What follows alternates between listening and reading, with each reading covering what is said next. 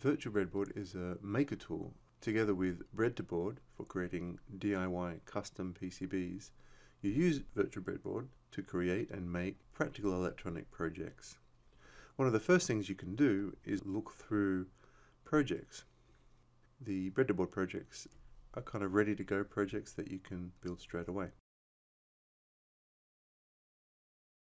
The main task of Virtual Breadboard is to lay out breadboards, and when you use the bread-to-board compatible breadboard, you can make it straight away.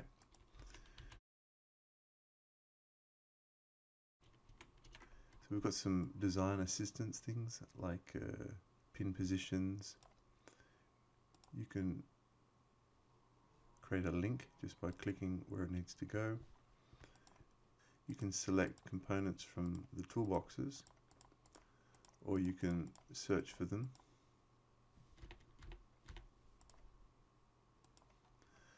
And when you're ready to make this, you simply go to Bread-to-Board. And this is a makeable template. And when the machine is available, you'll be able to just press print.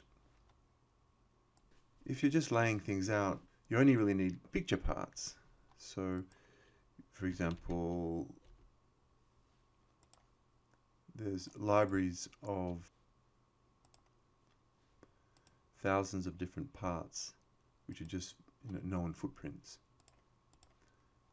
You can also, if you're using picture parts, use fritzing parts. You can just drag and drop a fritzing part into Virtual Breadboard. You can also use a fritzing library part where you can add a fritzing library.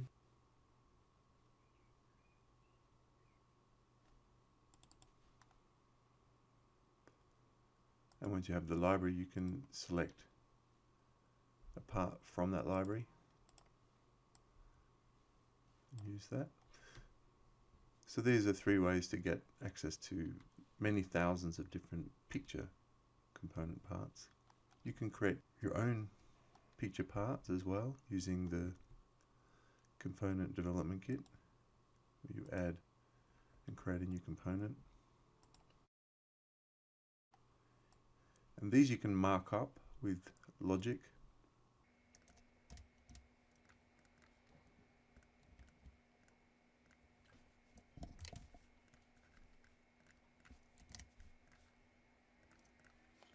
And then you can use that in your project.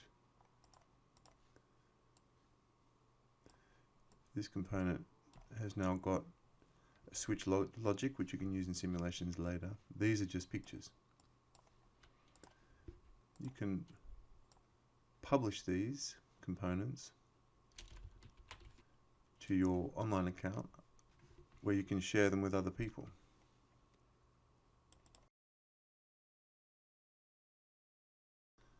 Another thing you can do is import a Tinkercad project.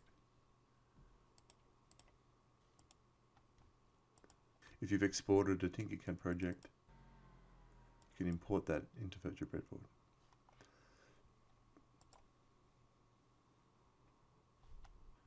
Where you can then make it with Breadboard. All of this picture style layout you can do in Virtual Breadboard for free. But Virtual Breadboard also features simulation, which is a very useful thing for verifying your circuit and developing firmware. And we do charge a subscription for that. So for example, you can place an Arduino and put on some test LEDs, and then from the Arduino IDE you can create a test program and you export the binary, which you then locate on your file system.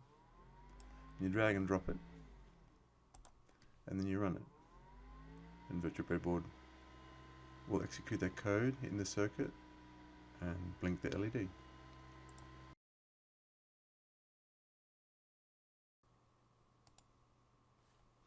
You can access the examples tree here, so you might use this as a starting point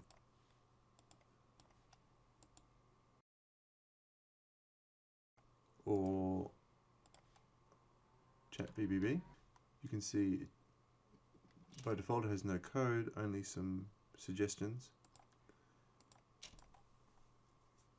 ChatGPT created this code template for you based on your prompt and blinks the LED.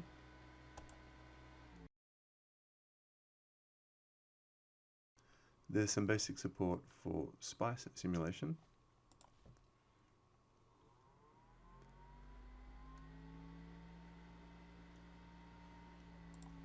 For spice simulation to work, you need to have this spice button pressed. You can also animate the pins,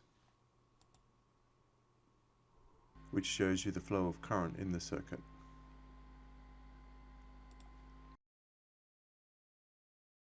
With digital twins, the real component connects to a virtual component transparently. So your virtual microcontroller thinks it's connected to a virtual component, but it's actually connected to a real one. So you can interact with the real component and have the results show up in Virtual Breadboard.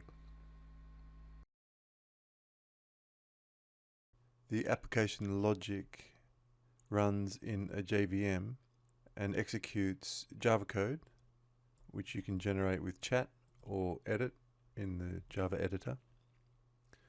This way you have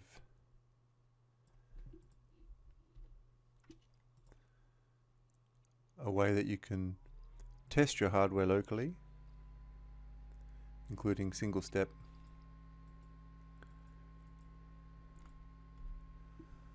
and runtime execution. So you can verify your hardware before you make it with Breadboard. So once you've actually built your Breadboard hardware, you can also verify it with the edgy in Java I/O mode.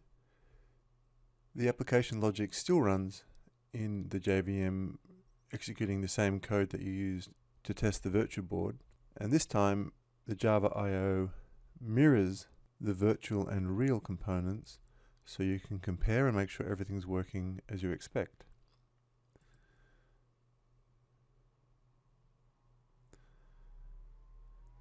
So you can see the virtual and the real components doing the same things, and you can press the real button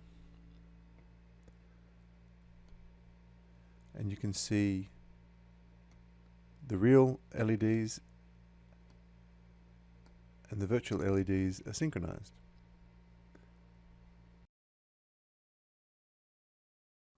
In bridge mode, the edgy acts as a bridge between the virtual and the real components, which allows you to connect them together so you can manually test your real hardware with the virtual components.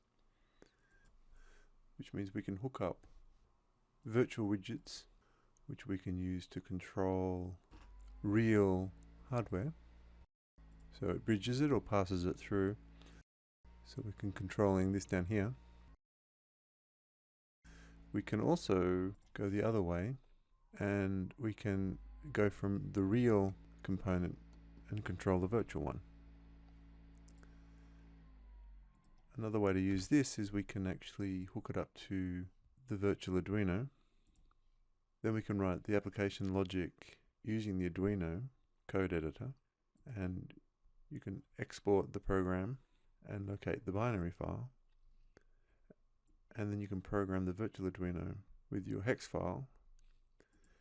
But when you run it in Virtual Breadboard, you've got the virtual simulator now using the bridge to program the real hardware.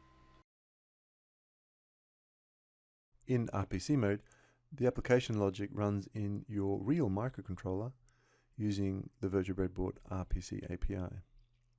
So you build that and program that into the real microcontroller, in this case the Arduino.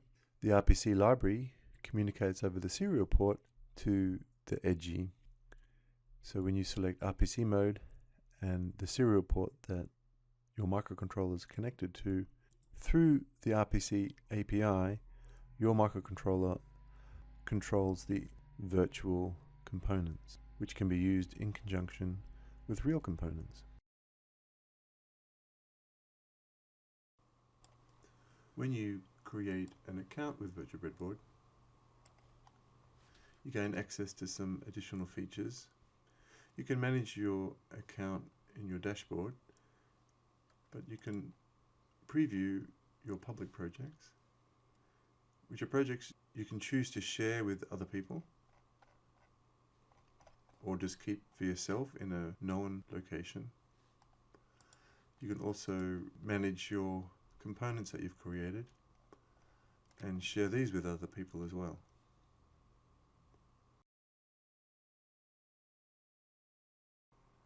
Once you've created an account, you can sign in and you can access your online projects, the Remotify Project Manager.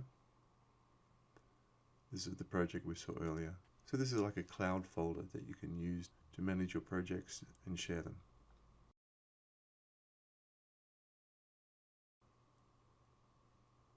If you have a classroom license, you can allocate licenses to your individual students using the Student Manager.